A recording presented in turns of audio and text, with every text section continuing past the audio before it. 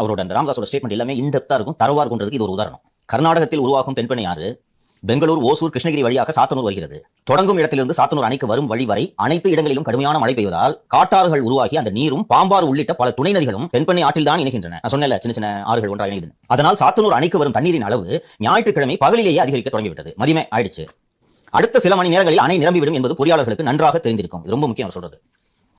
தென்பெண்ணை ஆறு வினாடிக்கு 1 லட்சம் கண்ணாடி நீரை மட்டும்தான் தாங்கும். அதோட கொள்ளளவு வினாடிக்கு 1 லட்சம் கண்ணாடி தான். மழை ஏறினதுனால கூடுது. அதற்கு மேல் தண்ணீர் திறக்கப்பட்டால் பேரழிவு ஏற்படும் என்பது அணையின் பொறியாளர்களுக்கு தெரிந்ததுதான். அதன்படி ஞாயிற்றுக்கிழமை பிற்பகலில் இருந்தே சாத்தனூர் அணையிலிருந்து கணிசமான அளவில் தண்ணீர் வெளியேற்றப்பட்டிருந்தால் இவ்வளவு பெரிய அழிவு ஏற்பட்டிருக்காது. எந்த எஜமானரின் ஆணைக்காக அவர்கள் காத்திருந்தார்கள்? நீங்க கேட்டீங்க ஸ்டேட்மெண்ட் முடிச்சிடறேன். ஆனால் எந்த எஜமானரின் ஆணைக்காக அவர்கள் காத்திருந்தார்கள் என்பதுதான் தெரியவில்லை. 2015ஆம் ஆண்டில் ஒரு நள்ளிரவில் செம்பரம்பாக்கம் ஏரி திறந்து விட்டதையே மீண்டும் மீண்டும் கூறி தனது தோல்விகளை நியாயப்படுத்தி வந்த திமுக அரசு இப்போது நள்ளிரவில் சாத்தனூர் அணையை திறந்து விட்டதன் மூலம் அதை விட பல மடங்கு பேரழிவுக்கு காரணமாக இருக்கிறது. ஆட்சி செய்யவே தகுதி இல்லாத கட்சி திமுக என்பது இதன் மூலம் நிரூபிக்கப்பட்டது. ரொம்ப ஸ்ட்ராங் வேர்ட்ஸ், ஆனா நான் உடன்படுறேன். சரியா சொல்லி